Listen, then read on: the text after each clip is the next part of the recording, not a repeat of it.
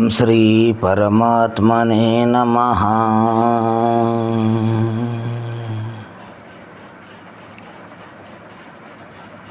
महान सद्गुरु ब्रह्मवेत्ता दार्शनिक उदालक मुनि उनके शिष्य श्वेतकेतु से कहा, श्वेतकेतु जाओ बरगद के फल लाओ। फिर श्वेतकेतु बरगद के फल लाया। फिर गुरुजी ने कहा, उदालक मुनि ने, हो फल को काट दो। श्वेतकेतु ने उनको काट दिया। पूछा गुरुजी ने, उदालक मुनि ने, तुम क्या दिखा रहा है? जब इनने कहा, गुरुजी हजारों सूक्ष्म से सूक्ष्म इसके अंदर बीज दिखा रहा है। क्या दिखा रहा है? बीज दिखा रहा है, ऐसा इनने कहा। ठीक है, गुरुजी ने श्वेतकेतु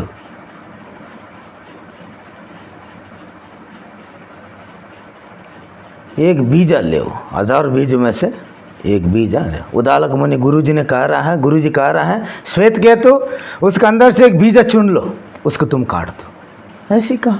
श्वेतकेतु ने एक बीजा खोज के सूक्ष्म से सूक्ष्म उसको निकाल के काट दिया। फिर पूछा, गुरुजी अब क्या दिखा रहा है?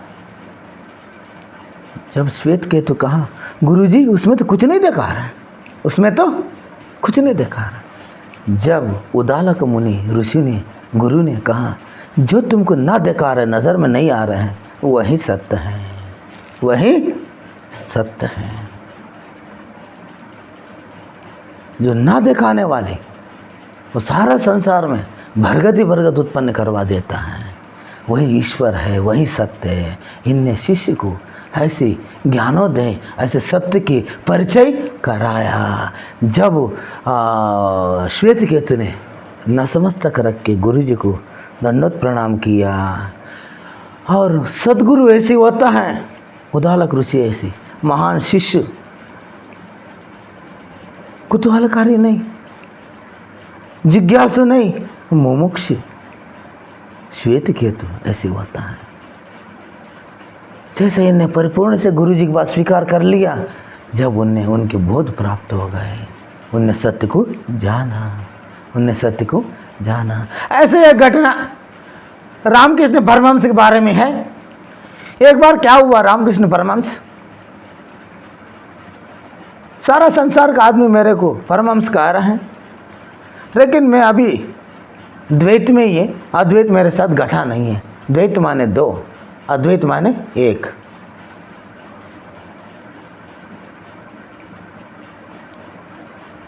मैं आंख बंद करता हूं, खाली आता है। मैं आंख बंद करता, खाली आता है। अभी मेरे दो दुविधा में है, मैं क्या करूं? मेरे का अभी द्वैत घटा नहीं है, मैं क्या करूं? ऐसा चिंतित रहता है और अभिलाषी रहता है और प्रगाढ़ जानने की ऐसे तैयार रहता है। उसी क्षण में महान गुरु तोतापुरी पहुंच जाता है। उनने पूरा प्रसंग बताता है, प्रभु मैं आँख बंद करता हूँ, महाकाली आता है, मेरे अभी द्वैती है, अद्वैत मेरे साथ घटा नहीं है, आप कृपा करो। जब तोतापुरी कहता है, एक काम करो, तुम आंख बंद करो, मैं कांच की टुकड़ा लेऊंगा, तेरे मस्तक को काट दूंगा। जैसे हमने काटने लगा, जैसे ही तुम एक तलवार ले, काली माता को काट दो, काली माता को काट दो। गुरुजी प्रभु मैं तलवार कहाँ से लाऊं? तलवार कहाँ से लाऊं? तुम काली माता कहाँ से लाए थे? मैं आंख बंद की कल्पना से आए थे। ऐसी कल्पना से तलवार लाओ। कहाँ से लाओ?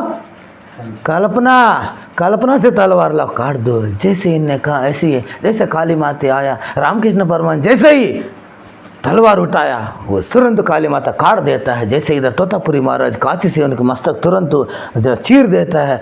चीरते हुए इनके खून से पूरा शरीर लथपथ हो जाता है। कब हो जाता है? लत पत माने क्रूर शरीर से कूनी कूनी भिंजा हुआ।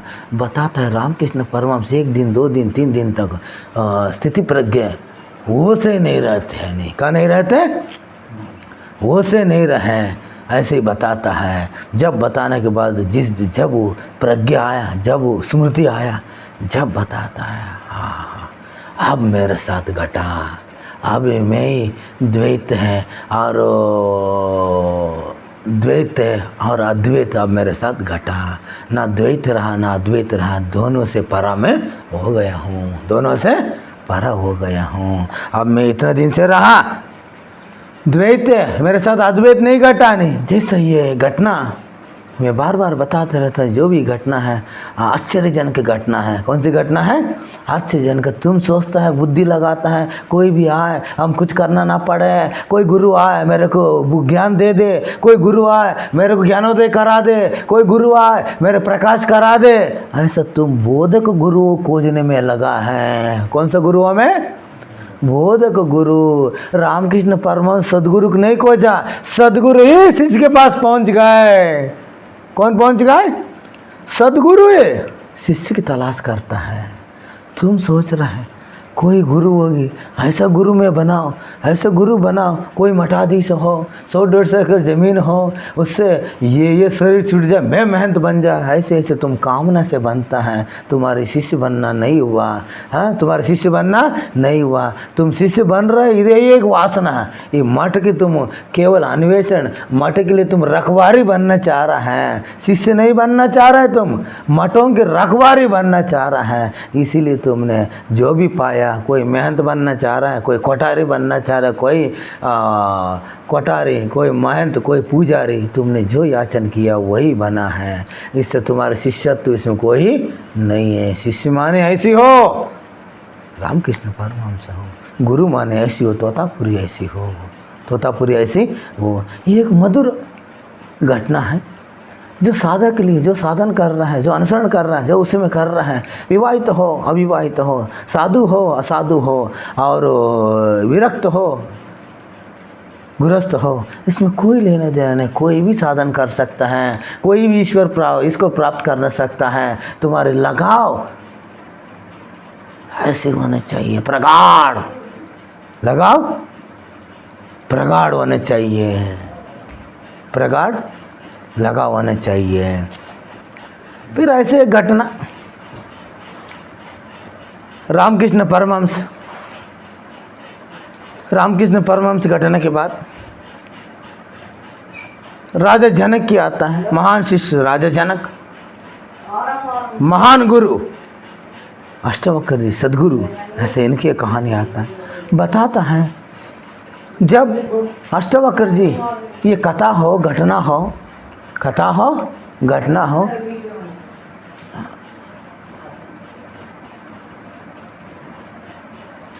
ऐसे कथा है जैसे इनने पिताजी कथा सुनते रहता है कि तो पिताजी वेद के अध्ययन करते रहता है। जब माताजी गर्भ से ही अष्टवक्र जी बोलने लग जाता है, पिताजी अब गलत उच्चारण कर रहे हैं। अष्टवक्र जी माताजी पेट के अंदर से बोलने लग जाता है, पिताजी अब गलत उच्चारण कर रहा है। जब पिताजी बोलता है अरे तुम पेट से बाहर आए या नहीं, तभी पेट के अंदर से तुम मेरी शिक्षा दे रहे, जाओ तुम 8 प्रकार से शरीर के अंदर के येड़ा तेड़ा हो जाए। ऐसा पिताजी शराब दे देता है। क्या दे देता है? शराब दे देता, शाप दे देता है, शाप दे देता है। शाप देने के बाद जैसे इनके संतान होने की हो जाता है, जब वो 8 प्रकार की टेढ़ा मेढ़ा रहता है, इसी के नाम उनके अष्टवक्र का नाम पड़ा, अष्टवक्र। अष्टवक्र माने पूरे शरीर 8 प्रकार की वक्र रहता है। कौन से रहता है? 8 प्रकार की वो वक्र रहता है, इसीलिए अष्टवक्र नाम पड़ा। जब राजा जनक की जिज्ञासा हो गई ज्ञान क्या है, वैराग क्या है, मुक्ति क्या है, मोक्ष क्या है, ये जानने के लिए इडी मिथिला नगरी की महान विद्वान लोग की सबकी बुलाता है, एक सभा रखता है। सभा रख के बताता है जो भी मेरा प्रश्न के उत्तर देगी, सही सही उत्तर बताएगी, उनकी 1000 गाय सिंगी से सोना मढ़ा हुआ, गाय की सिंगी के ऊपर सोना मढ़ा हुआ हम भेंट दिया जाए, ना उत्तर बताए कारागार में बंद करा जाए। ऐसा उनने राजभर में पुकार करवा देता है। जैसे सुना कोई विद्वान, महान बड़ा बड़ा विद्वान सब राजा जनक की नगरी में सब पहुंच जाता है और शास्त्रार्थ करने के लिए सब पहुंचा है। सब पहुंचने के बाद ये सुनते हुए इनका पिताजी भी पहुंच जाता है, अष्टवक्र पिताजी भी पहुंच जाता है। मेरे के भी गाय मिलेगी, से सोना से सिंह से मढ़ा हुआ 1000 गाय। उस समय बहुत गरीबी थी, एक गाय मिलना ही दुर्लभ है, एक गाय मिलना दुर्लभ है, वो भी राजा सिंह से मढ़ा हुआ 1000 गाय भेंट में दे रहा है, कोई सहज है। ऐसे करके सभी लोग पहुंच जाता है, लेकिन समर्पक उत्तर नहीं बताया, राजा उत्तर से संतुष्ट नहीं हुआ, उनको खेद करा देता थी। ऐसा जो गए उनके पिताजी उत्तर नहीं बता पाया, खेद में हो गए। राजा का कर दिया, खेद कर दिया। जब इनके पुत्र 2 साल 6 साल 5 साल 7 साल 8 साल हुआ, 12 साल होते पूछा पिताजी हमारे पिताजी कहाँ गए माताजी? वो बताना नहीं चाह रही थी, पिताजी कहाँ गए? बताता है ऐसे प्रभु और राजा की ऐसी विद्वानों की सभा में गया, वो आज तक लौटा नहीं है। जब ये सुनते हुए केवल 8 साल बताता है, 12 साल भी बताता है, निश्चित समय नहीं है। ऐसा एक लड़का एकदम चल दिया राज्यसभा में, क्या कर दिया? चल दिया। चल जाने के बाद और सभी लोग की शास्त्रा सोते रहता है, ज्ञान क्या है, मोक्ष क्या है, मुक्ति क्या है, होते रहता है। उसी की सभा में एकदम अष्टवक्र जी पहुंच गए। पहुंचते हुए राजन तुम्हारे प्रश्न ये है, ज्ञान क्या है, मुक्ति क्या है, मोक्ष क्या है, जानना चाह रहा है?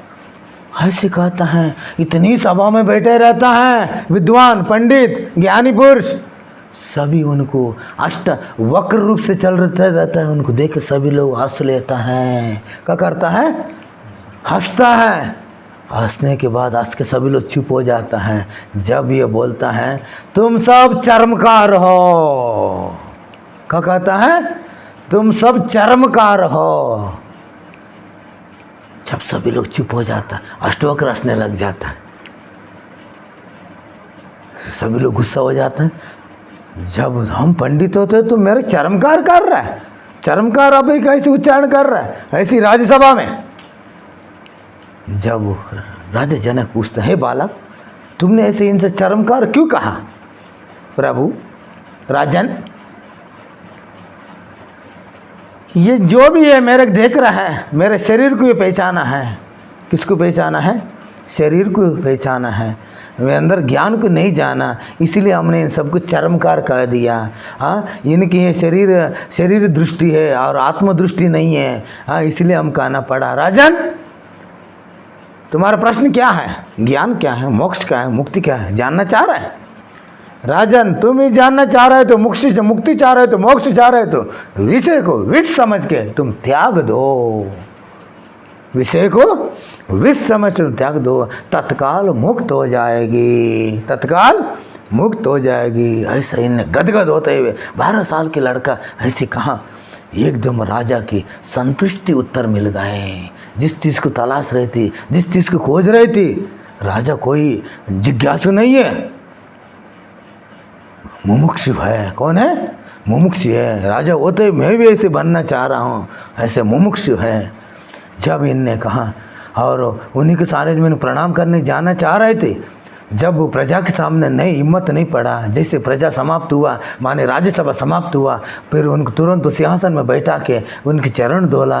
प्रभु आपने मेरे को वो प्रश्न थी मेरे जिज्ञासा का आपने सही उत्तर दे दिया, मैं आपके गुरु रूप से स्वीकार करना चाह रहा हूँ। ऐसा इनने उनको गुरु रूप से स्वीकार किया, गुरु रूप से स्वीकार किया, गुरु रूप से स्वीकार किया।